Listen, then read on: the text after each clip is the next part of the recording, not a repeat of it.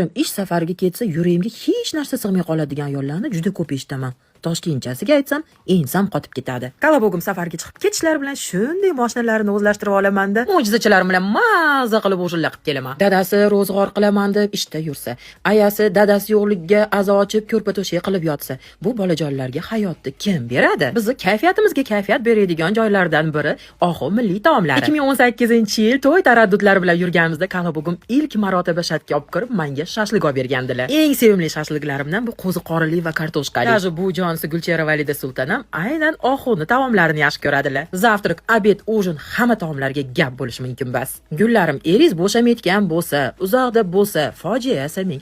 Undan ko'ra haqqiga duo qiling. Aytgancha ko'proq farzandlaringizga duo qildiring. Bolaniki naqd. Kutilmaganda Oxu milliy taomlari tarafdan menga ajoyib sovg'a berishdi. Uyimda remontik bo'layotgandan xabarlari bordi, chunki ustashkalarimga shashlik olgani aynan Oxuga kelardim. Kutilmagan sovg'a uchun rahmat, lekin nima munosabati bilan desam, shuncha yillik klientligingiz uchun deyishdi. Men siylab sizlar, Alloh sizlarni siylasin. Oxu rahbariyatiga minnatdorchiligimni bildiraman.